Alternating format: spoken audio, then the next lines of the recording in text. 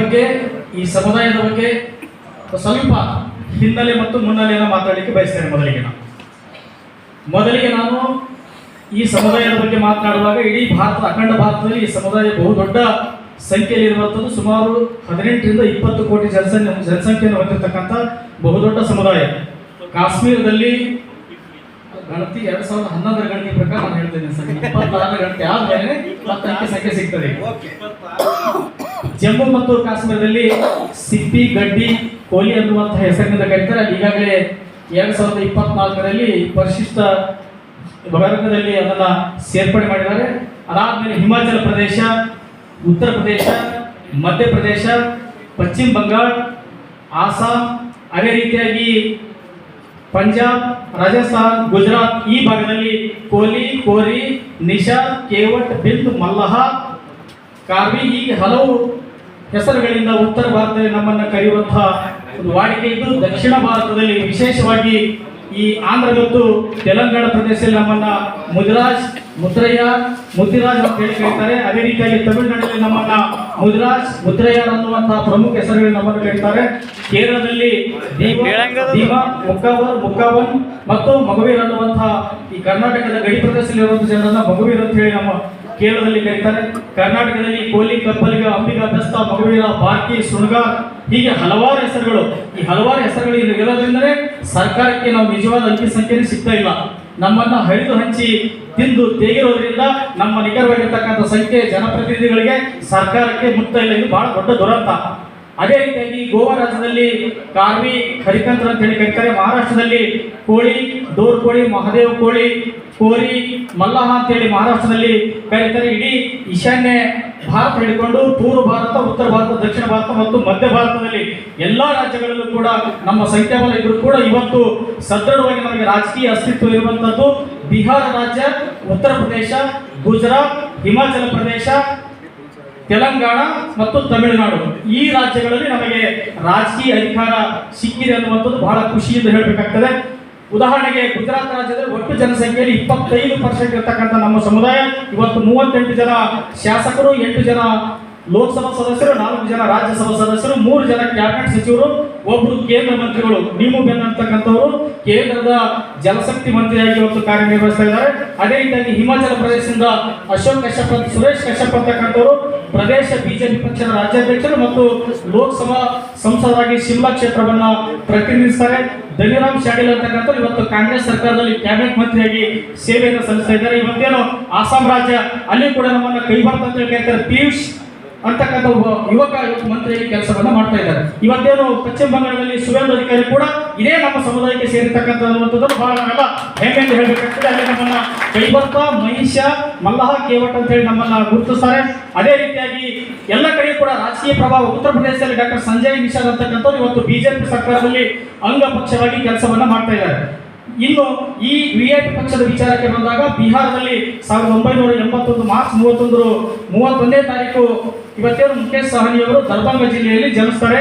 ಅವರು 18 ವರ್ಷಗಳಿದ್ದಾಗ ಮುಂಬೈಗೆ ಕೆಲಸಕ್ಕಾಗಿ ಖಾಲಿಗೈಯಿಂದ ಮುಂಬೈ ಹೋಗ್ತಾರೆ. ದರ್ಭಂಗದಿಂದ ಅಲ್ಲಿ ಸುಮಾರು 19 ವರ್ಷಗಳ ಕಾಲ ಕಠಿಣ ಪರಿಶ್ರಮದಿಂದ ಕೆಲಸವನ್ನ ಮಾಡಿ ಈ ಚಿತ್ರೋದ್ಯಮದಲ್ಲಿ ಒಂದು ಸಾಧನೆಯನ್ನ ಮಾಡುತ್ತಾ ಅಲ್ಲಿ 18 ವರ್ಷಗಳ ಕಾಲ ಒಂದು ದೊಡ್ಡ ಉದ್ಯಮವನ್ನ ಮುಖೇಶ್ ಫಿಲ್ಮ್ ಇಂಡಸ್ಟ್ರಿ ಅನ್ನುವಂಥ ಒಂದು ಉದ್ಯಮವನ್ನು ಸ್ಥಾಪನೆ ಮಾಡಿ ಹಣವನ್ನ ಗಳಿಸುವ ಮುಖಾಂತರವಾಗಿ ಹೆಸರನ್ನು ಗಳಿಸಿ ಪುನಃ ತಾಯ್ನಾಡಿಗೆ ಮರಳಿ ಬಂದು 2018 ನವೆಂಬರ್ 4ರಂದು ಈ ವಿಐಪಿ ಪಕ್ಷವನ್ನು ಸ್ಥಾಪನೆ ಮಾಡ್ತಾರೆ. ಈ ವಿಐಪಿ ಪಕ್ಷ ಸ್ಥಾಪನೆ ಆದ ನಂತರ ಕೇವಲ 2 ವರ್ಷಗಳಲ್ಲಿ ಬಿಹಾರ ರಾಜ್ಯದ ವಿಧಾನಸಭೆ ಚುನಾವಣೆಗಳು ಬರ್ತವೆ. ಬಿಜೆಪಿ ಪಕ್ಷದೊಂದಿಗೆ ಏನು ಸಂಬಂಧವನ್ನು ಹೊಂದಿ ಆ ಪಕ್ಷದೊಂದು ಒಡಗೂಡಿ 11 ಕ್ಷೇತ್ರಗಳಲ್ಲಿ ತಮ್ಮ ಅಭ್ಯರ್ಥಿಗಳನ್ನು ಹಾಕಿ 4 ಕ್ಷೇತ್ರಗಳಲ್ಲಿ ಅಭ್ಯರ್ಥಿಗಳನ್ನ ಗೆಲ್ಲಿಸ್ತಕ್ಕಂಥ ಕೆಲಸವನ್ನ ಮುಖೇಶ್ ಸಹಾನಿ ಅವರು ಮಾಡ್ತಾರೆ. ಮುಖೇಶ್ ಸಹಾನಿ ಅವರು ಸೋತರೂ ಕೂಡ ಎಂಎಲ್ಸಿ ಯನ್ನಾಗಿ ಅವರಿಗೆ ಪಶುಸಂಗೋಪನೆ ಮತ್ತು ಮೀನುಗಾರಿಕೆ ಸಚಿವರಾಗಿ ಸುಮಾರು 2 ರಿಂದ 3 ವರ್ಷಗಳ ಕಾಲ ಬಿಹಾರ ಸರ್ಕಾರದಲ್ಲಿ ಪ್ರಭಾವಿ ಸಚಿವರಾಗಿ ಕರ್ತವ್ಯವನ್ನ ನಿರ್ವಹಿಸುತ್ತಿರುವಂತಹ ಸಂದರ್ಭದಲ್ಲಿ ಬಿಜೆಪಿ ಪಕ್ಷದೊಂದಿಗಿನ ಸತ್ಯವನ್ನ ಗೆಳೆತನವನ್ನ ಕಳ್ಕೊತಾರೆ. ಅದಾದ ಮೇಲೆ ಮಹಾಗಠಬಂಧನಕ್ಕೆ ಬರ್ತಾರೆ.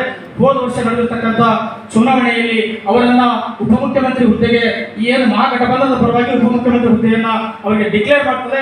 ಡಿಕ್ಲೇರ್ ಮಾಡಿ ಯಾವಾಗ ಅವರಿಗೆ ಉಪಮುಖ್ಯಮಂತ್ರಿ ಹುದ್ದೆಯನ್ನು ಡಿಕ್ಲೇರ್ ಮಾಡ್ತದೋ ಆವಾಗ ಅದೇ ಸಮುದಾಯಕ್ಕೆ ಸಂಬಂಧಪಟ್ಟಿರ್ತಕ್ಕಂಥ ಬಿಜೆಪಿ ಆಗಿರ್ಬೋದು, ಅಲ್ಲಿರ್ತಕ್ಕಂಥ ಇನ್ನು ಆ ಬಿಜೆಪಿ ಮಿತ್ರ ಪಕ್ಷವಾಗಿರ್ತಕ್ಕಂಥ ನಿತೀಶ್ ಕುಮಾರ್ ಅವರ ಪಕ್ಷ ನಮ್ಮ ಸಮುದಾಯದವರಿಗೆ ಹೆಚ್ಚಿನ ಸಂಖ್ಯೆಯಲ್ಲಿ ಈ ವಿಧಾನಸಭಾ ಕ್ಷೇತ್ರದ ಅಭ್ಯರ್ಥಿಗಳನ್ನು ಆಯ್ಕೆ ಮಾಡಲಿಕ್ಕೆ ಅವಕಾಶ ಕೊಡ್ತದೆ. ಮುಂದೆ ಸರ್ಕಾರ ಬಿಜೆಪಿ ಮತ್ತು ನಿತೀಶ್ ಕುಮಾರ್ ಸರ್ಕಾರ ಆದಾಗ ಇವತ್ತು 3 ಜನ ಮಂತ್ರಿಗಳು ಅಲ್ಲಿ ನಮ್ಮವರಿದ್ದಾರೆ. ಇವತ್ತು ರಮಾ ನಿಷಾದ್ ಅಂತಕ್ಕಂಥವ್ರು, ಅಜಯ್ ಸಾಹನಿ ಅಂತಕ್ಕಂಥ, ಮದನ್ ಸಾಹನಿ ಅಂತಕ್ಕಂಥವ್ರು, ಇನ್ನೊಬ್ರು 3 ಜನ ಒಟ್ಟು ಇವತ್ತು ಸಚಿವ ಸಂಪುಟದಲ್ಲಿ ಇದ್ದಾರೆ. ಹೀಗೆ ನಮ್ಮವರು ಯಾವುದೇ ಒಂದು ಪಕ್ಷ ನಮ್ಮವರು ಕಟ್ಟಿ ಬೆಳೆಸ್ತಾರೆ ಅಂದ್ರೆ ಬೇರೆ ಪಕ್ಷಗಳು ಕೂಡ ನಮ್ಮನ್ನ ಗೌರವದಿಂದ ಕಾಣ್ತಾರೆ. ನಮ್ಮ ನಾಯಕರು ಆ ಪಕ್ಷದಲ್ಲಿದ್ದರೆ ಅವ್ರಿಗೆ ಹೆಚ್ಚಿನ ಗೌರವವನ್ನು ಬರ್ತದೆ ಅನ್ನೋದಕ್ಕೆ ಇವತ್ತು ಬಿಹಾರ ಮತ್ತು ಉತ್ತರ ಪ್ರದೇಶ ಬಹಳ ತಾಜಾ ಉದಾಹರಣೆ ಅನ್ನುವಂಥ ಮಾತನ್ನು ಹೇಳಬೇಕಾಗ್ತದೆ. ಈ ಸಮುದಾಯದ ವಿಚಾರಕ್ಕೆ ಬಂದರೆ ಅನೇಕ ಶರಣರು, ಸಂತರು, ದಾರ್ಶನಿಕರು ಎಲ್ಲಾ ಕ್ಷೇತ್ರಗಳಲ್ಲಿ ಕೂಡ ಸಾಧನೆ ಮಾಡಿರ್ತಕ್ಕಂಥ ಇವತ್ತು ಈ ಚಲನಚಿತ್ರ ಉದ್ಯಮ ಆಗಿರ್ಬೋದು, ಏನು ಭೂಷಣ್ ಹಜಾರಿಕಾ ಅಂತಕ್ಕಂಥವ್ರು ಭಾರತ ರತ್ನ ಪ್ರಶಸ್ತಿಯನ್ನು ಪಡೆದುಕೊಂಡಿರ್ತಕ್ಕಂಥ ಒಬ್ಬ ಮಹಾನ್ ವ್ಯಕ್ತಿ. ಇವತ್ತು ಅದು ಕೋಲಿ ಸಮಾಜಕ್ಕೆ ಅತ್ಯಂತ ದೊಡ್ಡ ಗೌರವದ ವಿಚಾರ. ಅದೇ ರೀತಿಯಾಗಿ ದಾದಾ ಕೋಂಡ್ಕೆ ಅಂತಕ್ಕಂಥವ್ರು ಮರಾಠ ಚಿತ್ರೋದ್ಯಮದಲ್ಲಿ ಏನು ಪಾಲ್ಕೆ ಪ್ರಶಸ್ತಿಯನ್ನು ಪಡೆದಿರ್ತಕ್ಕಂಥದ್ದು ಮತ್ತು ಅನೇಕ ಪ್ರಶಸ್ತಿಗಳನ್ನು ಪಡೆದುಕೊಂಡಿರ್ತಕ್ಕಂಥ ಒಬ್ಬ ಮಹಾ ನಿರ್ದೇಶಕ, ಡೈರೆಕ್ಟರ್ ಆಗಿ ಅನೇಕ ವಿಭಾಗಗಳಲ್ಲಿ ಕೆಲಸವನ್ನು ಮಾಡಿರ್ತಕ್ಕಂಥದ್ದು. ಅದೇ ರೀತಿಯಾಗಿ ನಮ್ಮ ಸಂತ ಭೀಮಾಬಾಯಿ ಅವರು ಒರಿಸ್ಸಾ ರಾಜ್ಯದಲ್ಲಿ ಇವತ್ತೇನು ಪುರಿ ಜಗನ್ನಾಥ ದೇವಸ್ಥಾನ ಇದೆ, ಕೊನಾರ್ಕದ ಸೂರ್ಯ ದೇವಾಲಯ ಇದೆ, ಅದನ್ನ ನಿರ್ಮಾಣ ಮಾಡಿರ್ತಕ್ಕಂಥವ್ರು ಈ ಬೋಯಿ ರಾಜ, ನಮ್ಮ ಮನೆತನದ ರಾಜರೇ ಆ ದೇವಸ್ಥಾನವನ್ನು ನಿರ್ಮಾಣ ಮಾಡಿರ್ತಕ್ಕಂಥದ್ದು ನಾವೆಲ್ಲರೂ ಕೂಡ ಅತ್ಯಂತ ಹೆಮ್ಮೆಯಿಂದ ಹೇಳಬೇಕಾಗಿರ್ತಕ್ಕಂಥದ್ದು. ಇಂತಹ ಒಂದು ದೇಶದಲ್ಲಿ ಭವ್ಯವಾಗಿರ್ತಕ್ಕಂಥ ಮಹಾರಾಷ್ಟ್ರ ರಾಜ್ಯದ ಜವಾಹರ್ ಅಂತಕ್ಕಂಥ ಸಂಸ್ಥೆ 1947 ಭಾರತ ದೇಶಕ್ಕೆ ಸ್ವತಂತ್ರ ಸಿಗುವಾಗ ಆ ರಾಜ ಕೊನೆಗೆ ಸಂಸದನಾಗಿ ಆಯ್ಕೆ ಆಗ್ತಾನೆ. ಅಂದ್ರೆ ಭಾರತ ಸ್ವತಂತ್ರ ಆಗುವಾಗ ಆ ಒಕ್ಕೂಟಕ್ಕೆ ಸೇರುವಾಗ ಆ ರಾಜನು ಕೂಡ ಅದಕ್ಕೆ ಸಹಿ ಹಾಕಿರ್ತಾನೆ. ಅದರಲ್ಲಿ ನಮ್ಮ ಕೋಲಿ ಸಮಾಜ ರಾಜರು ಒಬ್ಬನಿರ್ತಾನೆ ಎನ್ನುವುದು ನಾವೆಲ್ಲರೂ ಹೆಮ್ಮೆ ಪಡುವಂತ ವಿಚಾರ. ಇವತ್ತು ಕರ್ನಾಟಕ ರಾಜ್ಯಕ್ಕೆ ಬಂದರೂ ಕೂಡ ಗಂಗರಸರು ಕರ್ನಾಟಕದ ಇತಿಹಾಸದಲ್ಲಿ ಸುಮಾರು 7 ಶತಮಾನಗಳ ಕಾಲ, 700 ವರ್ಷಗಳ ಕಾಲ ಈ ರಾಜ್ಯವನ್ನು ಆಳಿರ್ತಕ್ಕಂಥದ್ದು. ಈ ದಕ್ಷಿಣ ಭಾರತ ಅಷ್ಟೇ ಅಲ್ಲ, ಉತ್ತರ ಭಾರತದಲ್ಲಿ ಕೂಡ ಈ ಬೋಯೇಜ್ ಅಂತ ಜನ ಅಂತಕ್ಕಂಥವ್ರು ಕೂಡ ಉತ್ತರ ಭಾರತದಲ್ಲಿ ಅವರು ಕೂಡ ಗಂಗರೆ, ದಕ್ಷಿಣ ಭಾರತದಲ್ಲಿ ಕೂಡ ಗಂಗಾರಸರು ಕೂಡ ಅನೇಕ ದೀರ್ಘಕಾಲ ಆಳ್ವಿಕೆಯನ್ನು ಮಾಡಿರ್ತಕ್ಕಂಥದ್ದು. ಹೀಗೆ ಹಲವಾರು ರಂಗಗಳಲ್ಲಿ ಕೂಡ ಇನ್ನು ಕ್ರೀಡಾಂಗಣದಲ್ಲಿ ಕೂಡ ಚೇತನ್ ಅಂತ ಗುಜರಾತ್ ರಾಜ್ಯವನ್ನು ಪ್ರತಿನಿಧಿಸತಕ್ಕಂಥ ಒಬ್ಬ ಕ್ರಿಕೆಟ್ ಆಟಗಾರ. ಆಮೇಲೆ ವಿಕ್ರಮ್ ಸೋಳಂಕಿ ಅಂತಕ್ಕಂಥ ಇವತ್ತು ಇಂಗ್ಲೆಂಡ್ ದೇಶದ ಪರವಾಗಿ ಕ್ರಿಕೆಟ್ ಅನ್ನು ಆಡ್ತಕ್ಕಂಥ ಒಬ್ಬ ಕೋಲಿ ಸಮಾಜ ಹೆಮ್ಮೆ ಪುತ್ರ ಅನ್ನುವಂಥದ್ದು ನಾವೆಲ್ಲರೂ ಕೂಡ ಹೆಮ್ಮೆ ಪಡುವಂಥದ್ದು. ಹೀಗೆ ವಿಷಯ ಹೇಳ್ತಾ ಹೋದರೆ ಸಾಕಷ್ಟು ಇದೆ. ಸಂಕ್ಷಿಪ್ತವಾಗಿ ಮಾತನಾಡುವಾಗ ರಾಜ್ಯಕ್ಕೆ ವಿಚಾರಕ್ಕೆ ಬಂದರೆ ಇವತ್ತು ರಾಜಕೀಯ ಪಕ್ಷದ ವೇದಿಕೆ ಇರೋದ್ರಿಂದ ನಾನೊಂದು ಮಾನ್ಯ ಅಧ್ಯಕ್ಷರಲ್ಲಿ ವಿನಂತಿಯನ್ನು ಮಾಡ್ಕೊಳ್ತೇನೆ. ರಾಜಕೀಯ ಪಕ್ಷ ಪ್ರಾರಂಭ ಮಾಡಿದ್ರೆ ನಿಮಗೆ ಮೊದಲಿಗೆ ನಾನು ಅಭಿನಂದನೆಗಳನ್ನು ಹೇಳಕ್ಕೆ ಬಯಸ್ತೇನೆ. ಯಾಕಂತಂದ್ರೆ ನಮ್ಮದೇ ಆಗಿರ್ತಕ್ಕಂಥ ಸ್ವಂತ ಪಕ್ಷ ಬಂದಾಗ ಮಾತ್ರ ನಮಗೊಂದು ಗೌರವವನ್ನು ಬರ್ತದೆ. ಇವತ್ತು ವಿಜಯಪುರ ಜಿಲ್ಲೆಯ ಉದಾಹರಣೆ ತೆಗೆದುಕೊಂಡಾಗ ವಿಜಯಪುರ ಜಿಲ್ಲೆಯಲ್ಲಿ ಬಬಲೇಶ್ವರ ಆಗಿರ್ಬೋದು, ಇಂಡಿ ಆಗಿರ್ಬೋದು, ಸಿಂಧಿಗೆ ಆಗಿರ್ಬೋದು, ದೇವರಹಿಪ್ಪರಿಗೆ ಆಗಿರ್ಬೋದು, ಈ 4 ಮತಕ್ಷೇತ್ರಗಳಲ್ಲಿ ಏನು ವಿಜಯಪುರ ಜಿಲ್ಲೆಯ 4 ಮತಕ್ಷೇತ್ರಗಳಲ್ಲಿ ನಾವು ನಿರ್ಣಯಿಸಿದ್ದೀವಿ. ಇಲ್ಲಿ ನಮ್ಮ ಅಭ್ಯರ್ಥಿಗಳನ್ನ ಬೇರೆ ಸಮುದಾಯದ ಸಹಕಾರದೊಂದಿಗೆ ಒಂದು ಕಡೆ ನಮ್ಮವರಿಗೆ, ಮತ್ತೊಂದು ಕಡೆ ಹಿಂದುಳಿದ ವರ್ಗದವರಿಗೆ ನಾವು ಟಿಕೆಟ್ ಕೊಟ್ಟಿದ್ದಾದ್ರೆ ವೋಟ್ ಕಾಂಬಿನೇಷನ್, ಕಾಸ್ಟ್ ಕಾಂಬಿನೇಷನ್ ಮುಖಾಂತರ ಅಲ್ಲಿ ಗೆಲ್ಲುವಂತ ಎಲ್ಲಾ ಸಾಮರ್ಥ್ಯಗಳು ಕೂಡ ಇರೋದ್ರಿಂದ ಈ ಪ್ರಯೋಗವನ್ನು ಕೂಡ ಈ ಪಕ್ಷದ ಪರವಾಗಿ ಆಗಬೇಕು ಅನ್ನುವಂಥದ್ದು ನನ್ನ ಒಂದು ವಿನಂತಿ. ಇಡೀ ರಾಜ್ಯದ ವಿಚಾರಕ್ಕೆ ಬಂದಾಗ ನಾವು ಸುಮ್ಮನೆ 50 ಲಕ್ಷ 60 ಲಕ್ಷ ಎಲ್ಲೂ ಕೂಡ 50 ಲಕ್ಷ ಇಲ್ಲ. ಸರ್ಕಾರದ ಈ ಸಂಖ್ಯೆ ನಾವು ಇರತಕ್ಕಂಥದ್ದು ಕೇವಲ 15 ಲಕ್ಷ ಮಾತ್ರ. ಕಾರಣ ಕಲಬುರಗಿಯಲ್ಲಿ ಬಂದ್ರೆ ಕೋಲಿ ಕಬ್ಬಲಿಗ, ವಿಜಯಪುರದಲ್ಲಿ ಬಂದ್ರೆ ತಳವಾರ ಅಂಬಿಗ ಅಂತ ಕರಿತೇವೆ. ಇನ್ನೂ ಸ್ವಲ್ಪ ಮುಂದಕ್ಕೆ ಹೋದ್ರೆ ಬಾರ್ಕಿ ಅಂತ ಕರಿತೇವೆ. ಅದಕ್ಕಿಂತ ಮುಂಚಿತವಾಗಿ ಕರಾವಳಿ ಭಾಗಕ್ಕೆ ಹೋದ್ರೆ ಮಗವೀರು ಅಂತ ನಮ್ಮನ್ನು ಕರೀತಾರೆ. ದಕ್ಷಿಣ ಭಾಗಕ್ಕೆ ಹೋದ್ರೆ ಬೆಸ್ತರು ಅಂತ ಕರೀತಾರೆ, ಗಂಗಾ ಮತಸ್ಥರು ಅಂತ ಕರೀತಾರೆ.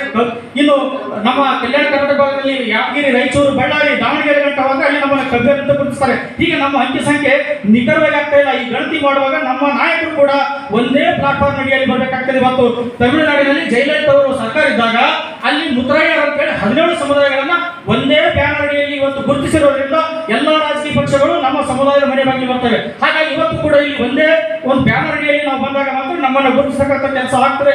ಆ ಒಂದು ರೀತಿಯಲ್ಲಿ ಕಲಬುರಗಿ ಜಿಲ್ಲೆಯಲ್ಲಿ 9 ವಿಧಾನಸಭಾ ಕ್ಷೇತ್ರಗಳಲ್ಲಿ ನಾವು 8ರಲ್ಲಿ ಅತ್ಯಂತ ನಿರ್ಣಯಕ್ಕಿದ್ದೇವೆ. ಯಾದಗಿರಿಯಲ್ಲೂ ಕೂಡ ಗುರುಮಿಟ್ಕಲದಲ್ಲಿ ನಾವು ಯಾರಿಗೂ ಕೂಡ ಗೆಲ್ಲುವಂತ ಸಾಮರ್ಥ್ಯ ಇರ್ತಕ್ಕಂಥ ಕ್ಷೇತ್ರ, 1 ಲಕ್ಷ ಮತದಾರರನ್ನ ಹೊಂದಿರತಕ್ಕಂಥ ಕ್ಷೇತ್ರ ಯಾದಗಿರಿ, ಶಹಾಪುರ, ರೆಡ್ಡಿ, ಲಿಂಗಾಯತ ಸಮುದಾಯದ ಕೈಯಲ್ಲಿದ್ರೆ, ಸುರ್ಪುರ ನಾಯಕ ಸಮುದಾಯದ ಕೈಯಲ್ಲಿದೆ. ಬೀದರ್ಲ್ಲೂ ಕೂಡ ಬಸವ ಕಲ್ಯಾಣ, ಹುಮ್ನಾಬಾದ, ಬೀದರ್ ದಕ್ಷಿಣ ಕ್ಷೇತ್ರದಲ್ಲಿ ನಾವು ನಿರ್ಣಯಕ್ಕಾಗಿದ್ದೇವೆ. ಸುಮಾರು 40ರಿಂದ 50 ಕ್ಷೇತ್ರಗಳಲ್ಲಿ ನಾವು ಯಾರಿಗೆ ವೋಟ್ ಮಾಡಿದ್ರೆ ಅವ್ರು MLA ಆಗ್ತಾರೆ, ನಾವು ಯಾರಿಗೆ ವೋಟ್ ಮಾಡಿದ್ರೆ ಅವ್ರು MLA ಸ್ಥಾನದಿಂದ ಕೆಳಗೆ ಬರ್ತಾರೆ ಅನ್ನುವಂಥದ್ದನ್ನ ಅತ್ಯಂತ ಹೆಮ್ಮೆಯಿಂದ ಹೇಳಿ ಬಯಸ್ತಾರೆ. ಇವತ್ತು ಬೀದರ್ ಜಿಲ್ಲೆ, ಬೀದರ್, ಕಲಬುರಗಿ, ವಿಜಯಪುರ, ರಾಯಚೂರು, ಮೈಸೂರು, ಉಡುಪಿ, ಮಂಡ್ಯ ಈ 7 ಲೋಕಸಭಾ ಕ್ಷೇತ್ರಗಳಲ್ಲಿ ನಾವು ಅತ್ಯಂತ ನಿರ್ಣಯಿಸಿದ್ದೀವಿ. ಇವತ್ತು ಮಂಡ್ಯ ಮತ್ತು ಮೈಸೂರು ಒಕ್ಕಲಿಗರ ಕೈಯಲ್ಲಿ, ರಾಯಚೂರು, ವಿಜಯಪುರ ಮೀಸಲು ಕ್ಷೇತ್ರ, ಬೀದರ್ ಲಿಂಗಾಯತರ ಕೈಯಲ್ಲಿ, ಕಲಬುರಗಿ ಕೂಡ SC ಮೀಸಲು. ಹಾಗಾದ್ರೆ ಗೆಲ್ಲಕ್ಕೆ ಸಾಧ್ಯ ಇದೆ. ಉಡುಪಿ ಮಾತ್ರ ಗೆಲ್ಲಕ್ಕೆ ಅವಕಾಶ ಇತ್ತು. ಇದ್ರೂ ಕೂಡ ನಮ್ಮಲ್ಲಿ ಪ್ರಮೋದ್ ಮಧ್ವರಾಜರನ್ನ ಬಿಜೆಪಿ ಪಕ್ಷ ಕೊನೆಗಳಿಗೆ ಟಿಕೆಟ್ ಕಟ್ಕೊಂಡ್ರ ಮುಖಾಂತರ ಅಲ್ಲೂ ಕೂಡ ನಮ್ಮ ಸಮಾಜಕ್ಕೆ ಅನ್ಯಾಯ ಮಾಡ್ತಾರೆ. ಇವತ್ತು ಮೊನ್ನೆ ನಡೆದಿರ್ತಕ್ಕಂಥ ಸಚಿವ ಸಂಪುಟ ಸಭೆಯಲ್ಲೂ ಕೂಡ ಸಚಿವ ಸಂಪುಟದಲ್ಲೂ ಕೂಡ ಮಂಕಾಳ ವೈದ್ಯವರನ್ನ ಹೈಕಮಾಂಡ್ ದೆಹಲಿಯಿಂದ ಹೆಸರು ಕಳಿಸಿದ್ರು ಕೂಡ ಕೊನೆ ಗಳಿಗೆಯಲ್ಲಿ ಪ್ರಭಾವಿ ಸಮುದಾಯದ ಒತ್ತಾಯಕ್ಕೆ ಮಾಡಿದ್ರು ಮಂಕಾಳ ವೈದ್ಯರವರ ಹೆಸರನ್ನ ಕಟ್ ಮಾಡಿ ನಮ್ಮ ಸಮುದಾಯಕ್ಕೆ ಭಾರಿ ಅನ್ಯಾಯ ಮಾಡೋದು ಕೂಡ ಬಾಯಿ ಸತ್ತ ಸಮಾಜ. ಇವತ್ತೇನು ಹೇಳ್ತೀವಿ, ತಂದೆ ತಾಯಿ ಸತ್ತ ಸಮುದಾಯ ಬರುತ್ತದೆ, ಬಾಯಿ ಸತ್ತ ಸಮುದಾಯ ಬದುಕಕ್ಕಾಗೋದಿಲ್ಲ. ಇವತ್ತು ನಮ್ಮ ಹೆಸರು ಹೇಳಿದ್ರೆ ಯಾರು ಕೂಡ ಧೈರ್ಯವಾಗಿ ನಾವು ಈ ಜಾತಿಯನ್ನು ಅಂತ ಹೇಳಿ ಹೇಳ್ಕೊಳ್ಳೋದು ಕೂಡ ನಾವು ಹೆದರ್ತೇವೆ. ಕಾರಣ ಏನಂದ್ರೆ ನಮ್ಮ ಜಾತಿ ಹೆಸರು ಎಲ್ಲಿ ನಮ್ಮನ್ನು ತುಳಿತಾರೆ ಅಂತೇಳಿ ನಾವು ಬಲಾಢ್ಯ ಉಳಿತಕ್ಕಂಥ ಸಮುದಾಯದ ಗುಣಲಕ್ಷಣಗಳನ್ನು ನಮ್ಮಲ್ಲಿ ಮುಗಿಸ್ಕೋಬೇಕಾಗ್ತದೆ.